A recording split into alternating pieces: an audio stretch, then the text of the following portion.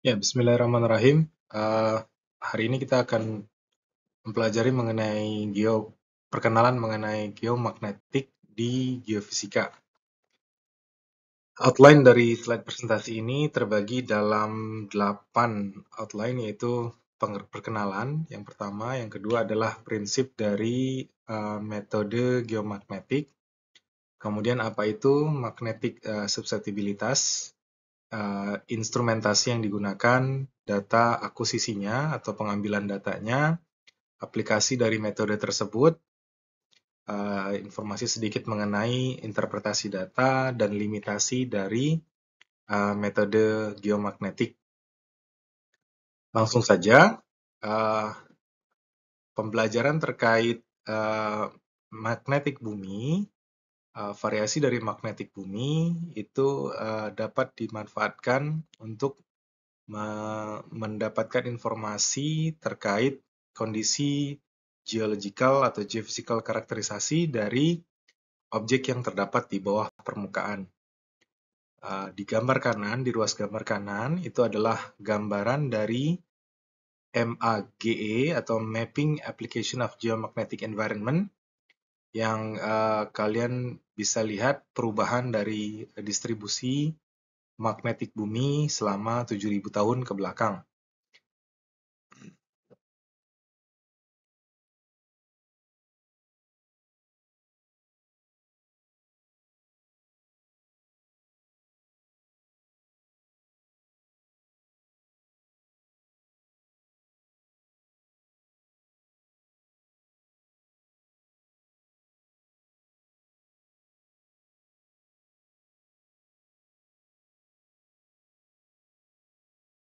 Nah, prinsip dasarnya adalah ketika ada suatu material ferromagnet atau ferrous yang terletak di bawah permukaan bumi,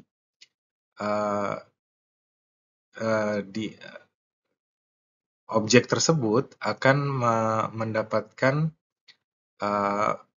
induksi magnetik dari magnetik bumi, sehingga pembacaan dari alat pengukuran mengakibatkan deviasi atau anomali. Nah, induksi dari magnetik bumi ke material ferrous tersebut atau material ferro mengakibatkan adanya anomali magnetik. Nah, anomali magnetik ini dapat dideteksi dari perubahan vektor magnetik, baik itu arah utara atau selatannya, juga terhadap arah dipping magnetik tersebut. Nah, anomali dari magnetik ini biasanya akan digambarkan dalam bentuk kontur map. Nah, ini adalah sedikit informasi terkait unit atau satuan yang digunakan dalam mempelajari geomagnet. Ada 2 unit utama umumnya, yaitu adalah gamma atau nanotesla, di mana 1 gamma itu setara dengan 1 nanotesla. Gambaran di kiri itu adalah gambaran dari medan magnet bumi, di mana di sana digambarkan juga utara dari geografi bumi dan utara dari magnetic pole bumi atau kutub magnetik bumi.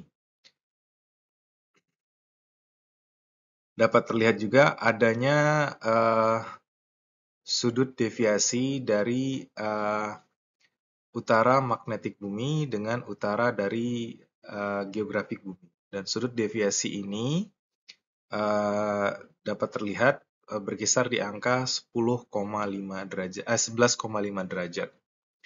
Nah, jadi yang harus dihitung atau yang harus didapatkan dari informasi pengukuran geomagnet adalah berapakah sudut deviasi antara geografik bumi dengan magnetik bumi, juga inklinasi atau dipping dari umumnya kita menggunakan inklinasi ya, kalau di geologi kita menggunakan dipping dari arah vektor magnet pembacaan. Nah, ini adalah gambaran umum dari medan magnet yang ada di bumi dari informasi bgs.ac.uk yang dimana di sini adalah gambaran distribusi variasi medan magnet dari 0 hingga 40.000 nanotesla, di mana umumnya pada utara atau kutub utara itu variasinya dapat terlihat di sini berkisar di antara 5.000, kemudian menuju ke khatulistiwa kita itu di angka 40.000. Nah, hal juga yang perlu diketahui dari medan magnet adalah magnetic susceptibilitas. Apa itu magnetic susceptibilitas? Itu adalah suatu kemampuan objek untuk mengalami magnetisasi dengan adanya pengaruh dari medan magnet eksternal. Nah, magnetic susceptibilitas itu dapat dicari dengan cara membandingkan antara faktor magnetisasinya dengan medan magnet sekitar. Nah, sekarang kita bahas terkait instrumentasi yang digunakan untuk mengukur magnet. Instrumentasinya umumnya dikenal dengan nama magnetometer, adalah instrumen yang sangat sensitif dan mampu mengukur medan magnet, baik itu kuat medan magnet dan juga arahnya. Ada beberapa yang umumnya digunakan di geofisika, yaitu yang pertama adalah proton precision magnetometers, yang kedua adalah flux gate magnetometers, yang ketiga adalah cesium vapor magnetometers, dan masih banyak lagi. Salah satunya yang kebetulan kita miliki adalah gradiomagnetometers.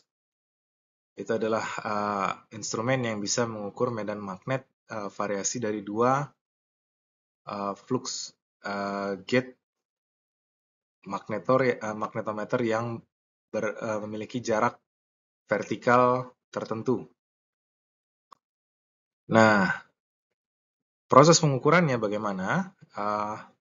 Proses pengukurannya sama umumnya dengan metode-metode geofisika lainnya, adalah melakukan pengukuran dengan meletakkan magnetometer itu dalam beberapa variasi lokasi, baik itu di permukaan bumi atau beberapa variasi kedalaman, seperti contohnya magnetometer yang terletak di boreholes atau lubang bor.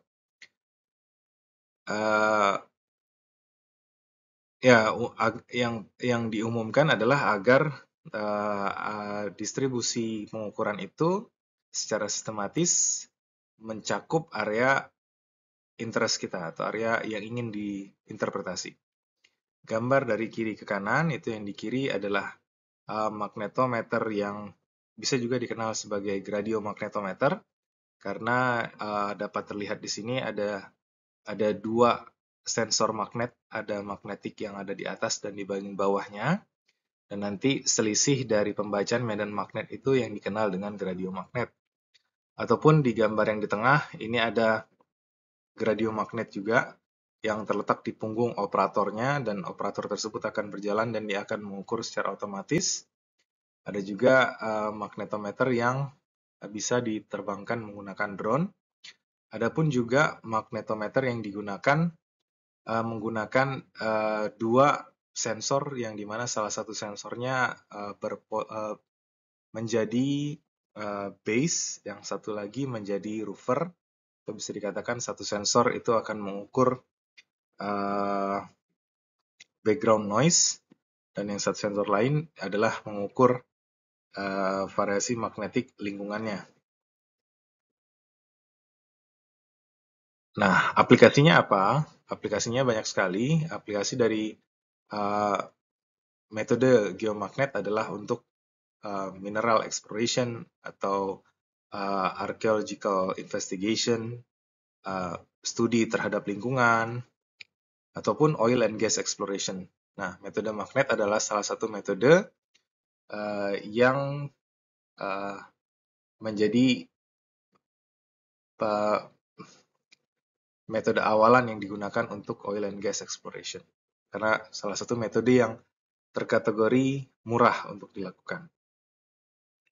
Nah, interpretasinya, biasanya data dari geomagnetik ini akan diolah melalui beberapa proses, seperti anomaly mapping, Fourier analysis, inversion.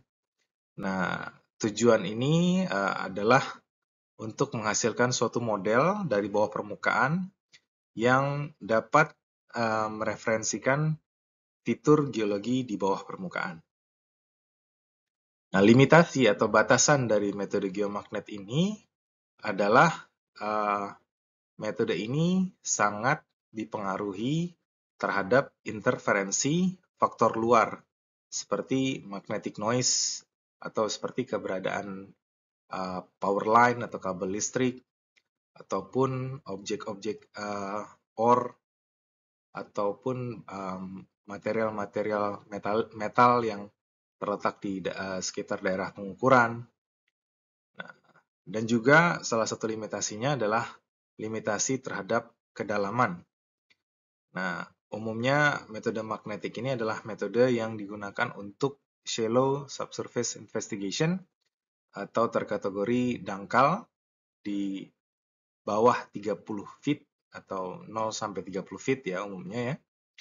Nah, dan sangat perlu hati-hati dalam mengkoreksi data dan interpretasinya. Karena sangat dipengaruhi sama faktor logam tadi ya. Nah, itu sedikit video terkait metode magnetik. Saya akan memberikan beberapa referensi bahan bacaan yang bisa kalian gunakan untuk dapat mengenal lebih jauh terkait metode magnetik ini. Diskusi dan pertanyaan bisa diajukan melalui emas untuk bahan pembelajaran kita. Terima kasih.